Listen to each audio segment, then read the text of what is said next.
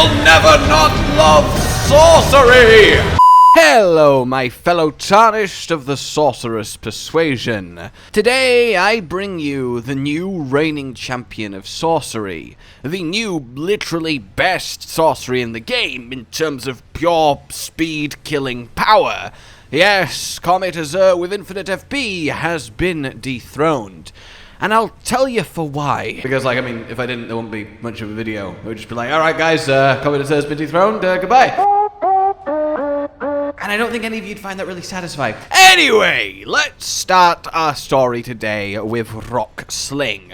Who doesn't like slinging rocks? We all do. They track, they do a lot of damage, they're incredibly useful, full of utility, and all-round excellent little sorcery. However, it's not magical. What do I mean? Well, if we put down Terra Magica, which gives you a 35% bump to your magic damage, you can see the rocks don't change at all, the exact same damage.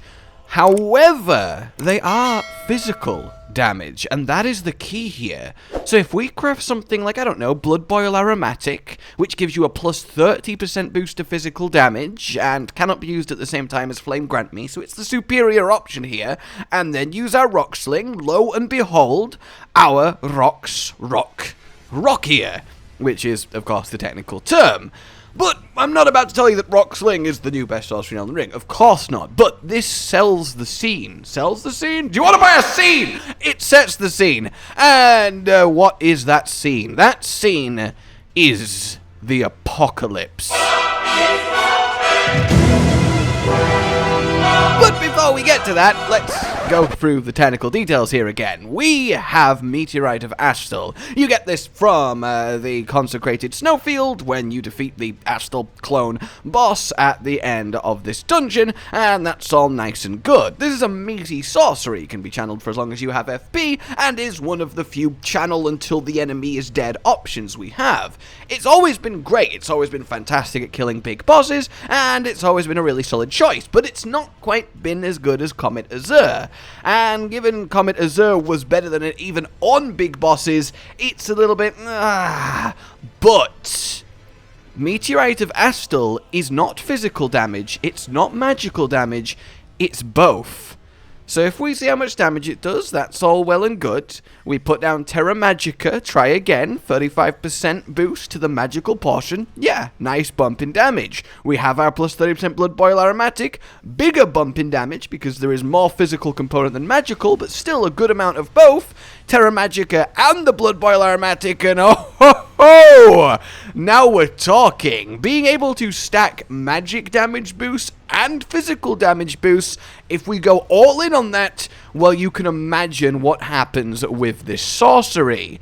So, for example, I have the standard template build here. We have the Meteorite Staff, which of course gives plus 30% damage to gravity sorceries, of which this is. That is unique to it, so of course it gets to use it, and that's already a huge amp over the competition in, well, Comet Azur. Then we have Lusatz, as by far and away the best pure int sorcery scaling staff in the game. Then we have the Golden Vow Ash of War for an extra 12% damage to both. You know, we want to amp them both as fairly and equally as possible, only giving them their unique advantages. So of course when we do test Comet Azur versus Meteorite, we'll pop on the Lusatz Helm for an extra 15%. But talisman wise, we've got both Gravens for 12, Magic Scorpion for 12, which will help Comet Azur more than Meteorite, as Meteorite is split damage, Ritual for 10 on both, the Magic Tier for 20%, which again will help Comet Azur more than Meteorite, and then of course the Blood Boil Aromatic, which uniquely boosts Meteorite of Astel. So essentially identical builds, except Meteorite gets the boosts that are unique to it, and Comet Azur gets the boosts that are unique to it.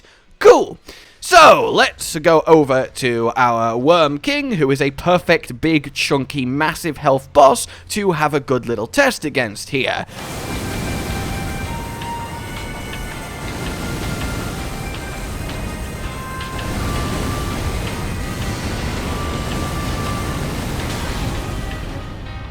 As you can see, both of them perform quite admirably. I mean, absolutely melting him, incredibly satisfying. We have kind of a photo finish here. If we put them side by side, have a little bit of a comparison, Meteorite of Astel, with everything going, beats Comet Azur by a whole second.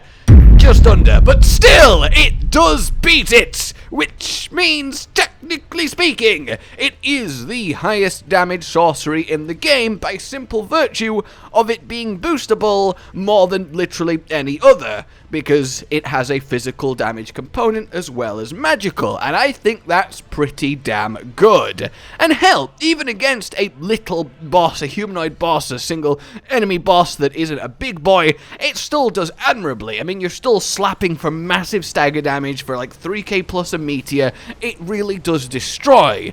But obviously the strength here is the big boys. We had to go with Borealis, and I was like, oh, he went up in the air, bloody hell. But then...